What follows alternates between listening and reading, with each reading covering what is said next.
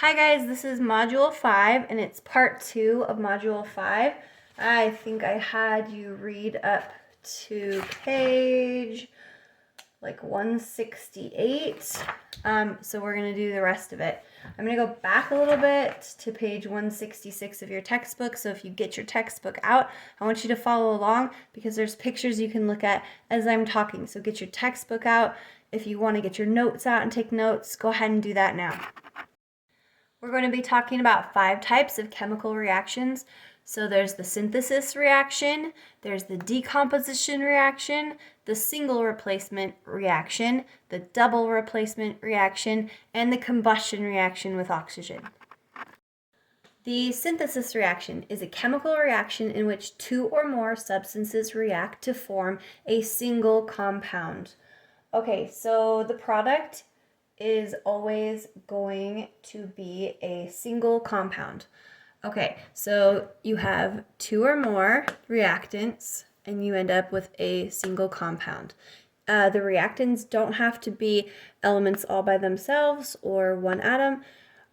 It can be a compound. So here you actually have a compound and then you're getting a new compound here. Compound and a new compound. So this one is sodium and chlorine equals sodium chloride. This one is nitrogen monoxide and oxygen gas, and they react to form nitrogen dioxide. The decomposition reaction. This one is when a compound breaks down into 2 or more simpler substances. You can see there's a compound, and with energy, it breaks down into 2 or more simpler substances. This one is hydrogen peroxide, and when hydrogen peroxide is exposed to light, so that's the energy, it breaks down into 2 simpler substances. So even though H2O is a compound, it's still simpler than what it started out as. Your book talks about cement, calcium carbonate plus limestone, and that is a decomposition into calcium oxide and CO2, which is 2 simpler substances. And then also the lab that we did, when we put electricity, that's your energy, into water, it broke down this compound into 2 simpler substances, the hydrogen gas and the oxygen gas. The single replacement reaction is on page 166. Okay, so it's a chemical reaction in which one element takes the place of another element in a compound. So if you look at A, it's by itself. After the reaction, it took the place of B in this compound. So what's happening is a more reactive element, that's A, switches places with a less reactive element in a compound. So B is less reactive, A is more reactive, and so during the reaction they're going to switch places, and then A is going to be part of the compound with C. You can see that in this equation, this chemical reaction here. So you have copper, and then you have silver nitrate reacting to form silver and copper 2 nitrate. And so if you look right here, this is silver in this compound. But then after the reaction, the silver is by itself, and the copper that was by itself is now part of this compound. So it's a single replacement. There's only one that is being replaced in the single replacement. Okay, before we move on, look at these 2 reactions. One of these is a synthesis reaction, and one of these is a single replacement reaction. Okay, so this one, we have nitrous oxide and oxygen. And so we have a compound and an element. This one has a compound and an element. This one, it results in a single compound, okay? This one has a new compound here and then a single element. Okay, so remember that a synthesis reaction is a chemical reaction in which two or more substances react to form a single compound. So that's how we know this one is a synthesis reaction. And then, like we talked about before, this one here is swapping with this one, and so there's a single replacement. The next reaction is a double replacement reaction, a chemical reaction in which two compounds exchange positive ions and form new compounds. So there's two replacements in this, and so there's two that are going to switch places, and I will show you. So right here I want to point out A and C. These are cations, and remember when we write the ionic compounds, the cations come first. Okay, so what traded places in this reaction? So we have B here, and then over here we have D. We have D here, and over here we have B. So B and D traded places. Okay, so we formed new compounds here. Two new compounds are formed. In this one, we have lead 2 nitrate, and we have potassium iodide, and they react to form lead 2 iodide and potassium nitrate. So what traded places? If you look, this one and this one, the lead and the potassium. Because if you look over here, the potassium's next to the iodine right here. The lead's next to the iodine here. Okay? Over here, you have the nitrate bonded to the lead. And then over here, you have the potassium bonded to the nitrate. So it was the lead and the potassium that switched places. So there's two replacements, and it is a double replacement reaction. Next is the combustion reaction. This is the chemical reaction in which a substance reacts rapidly with oxygen, often producing heat and light. It's going to be super easy to recognize because one of the reactants is going to be oxygen gas in all combustion reactions. Your book talks about an example of the Hindenburg, and the Hindenburg was like a blimp. Today, blimps are filled with helium gas, but the Hindenburg was filled with hydrogen gas. And if you look on your periodic table, hydrogen's over here. It has one valence electron, and it's very reactive. Today, they fill the blimps with helium. This is one of the noble gases, and it's not reactive, so it's not flammable. But hydrogen gas is very flammable, and this is the reaction that happens. The combustion is a reaction where it reacts rapidly with oxygen gas. This is also, if you look at it, a synthesis reaction because it is the two simpler elements, and it's combining to have one new compound. So to start this reaction, there does need to be a spark. Like when you start a fire going, there does need to be a little bit of energy that starts it, and then once it gets going, it actually lets off, it produces energy in the form of heat or light. So your book talks about the Hindenburg. They don't know exactly how there was some sort of energy to start that combustion reaction, but they think it was going through a storm. So it could have been static electricity buildup, or it could have been lightning that was the little bit of energy that started up this reaction. And the little bit of energy that is needed to start the reaction, like a spark, is called the activation energy, and that's later in this module. This is from the On Your Own question 5.6. So go ahead and think about this first equation here. What type of chemical reaction is this equation? So if I put an A here, and then a B, C here, and then I put the B here, and an A, C here, what does that look like? It looks like a single replacement reaction, right? These two got swapped. There's one replacement, single replacement. Looking at the next one, you have an A, you have a B, and then you have an AB. So when you put them together, you're like synthesizing something. So a chemical reaction in which two or more substances react to form a single compound. This is a synthesis reaction. This next one is super easy because it's got oxygen as one of the reactants, and it's also got the hydrocarbon here, which is found in combustion reactions, and so that's just a combustion reaction. Take a look at the next one, see if you can figure it out.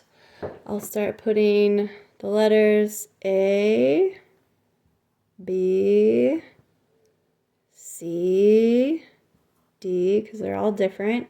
And then over here, you would have C, D, A, B, who switched places.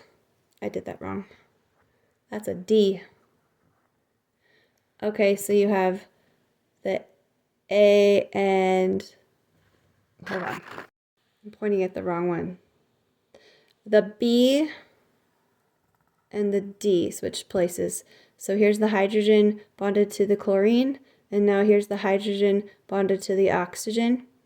And then this one is potassium. Here it's bonded to the OH, and here it's bonded to the chlorine. So there is a double replacement here. Double replacement reaction, a chemical reaction in which two compounds exchange positive ions and form new compounds. There's two replacements. And the last one, if you just look at it, it's starting out with something more complicated, and it's reacting into simpler substances. So a decomposition reaction, it's like it's decomposing. So it's when a compound breaks down into two or more simpler substances. So you have your A, B bonded together, and then you have your A, B separate.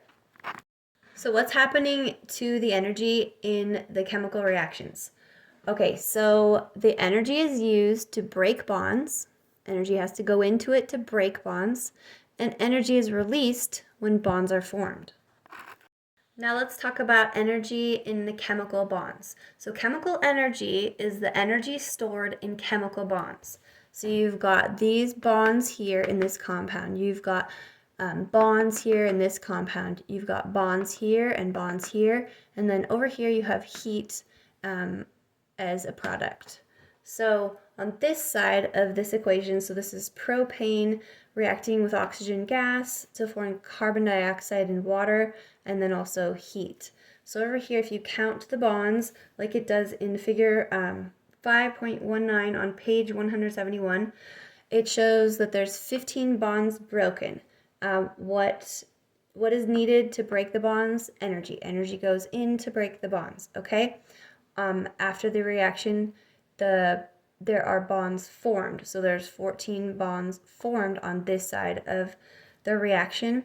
And what happens when bonds are formed?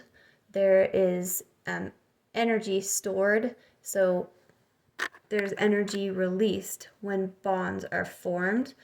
And this heat right here, it came from the reactants, the energy stored in the bonds.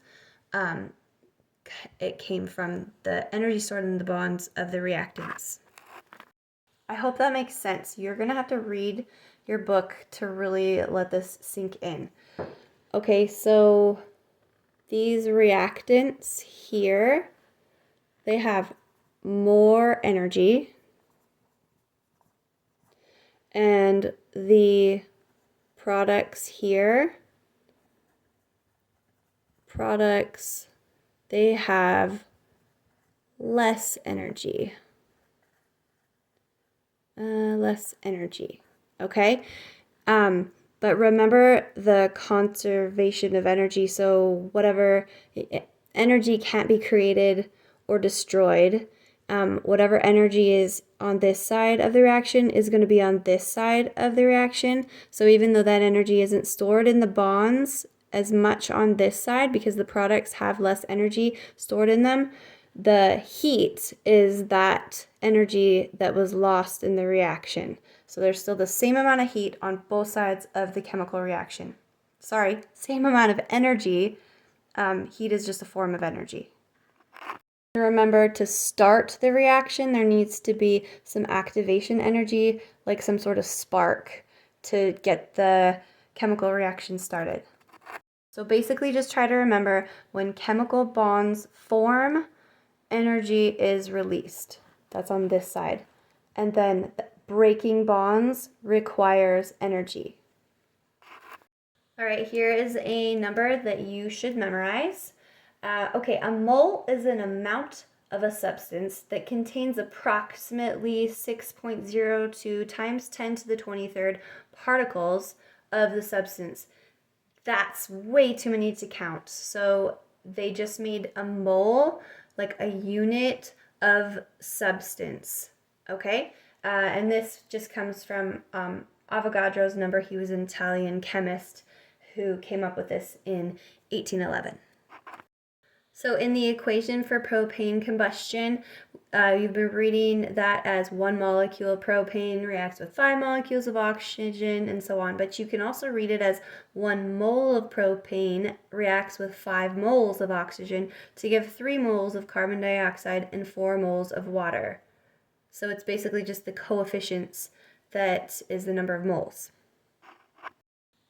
So the SI unit for an amount of a substance was moles, and the SI unit for energy is joules, which comes from James Joule. He was an 1800s physicist. You can also use kilojoules for larger amounts of energy.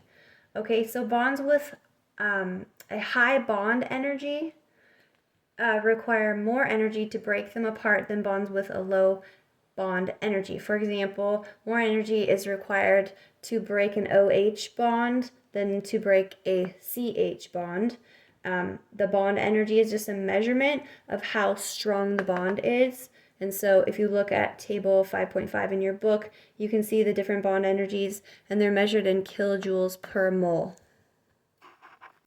So some chemical reactions will release energy, and some chemical reactions need energy to keep the reaction going. And so you can remember this. So exothermic reactions, exo is like exit and thermic is like thermal heat. And so an exothermic reaction is a chemical reaction that releases heat into its surroundings. So the energy is exiting. An endothermic reaction is a chemical reaction that absorbs energy from its surroundings. So this actually needs energy to keep the reaction going. If you remove the energy, like in the decomposition of water, we had the battery in the water. If we remove the battery, which is the source of electricity, the energy, then the reaction stops. So that would be an endothermic reaction. We're actually going to do experiment 5.2 in class, and it's really cool because you'll be able to feel and measure a temperature difference in some of these reactions that we're going to do. So here's an example of an exothermic reaction, which is a reaction that releases energy into its surroundings. So you probably have this memorized by now, but this is propane in a combustion reaction. Okay, and as a product, there's 2100 kilojoules, which is a measurement of energy, and this is heat right here. Okay, this is a really cool graph because it shows you what's happening. And so this is energy going up. I believe this is time. And so you have your reactants that you're starting out with at this energy level. Okay, so you need a little bit of activation energy here to get it going. And then it's going to decrease, and the products are going to have less energy at the end, and there's going to be energy released. This is the energy released right here between this line and this line. So remember that in exothermic reactions, the reactants have more energy than the products. In an endothermic reaction, it absorbs energy from its surroundings.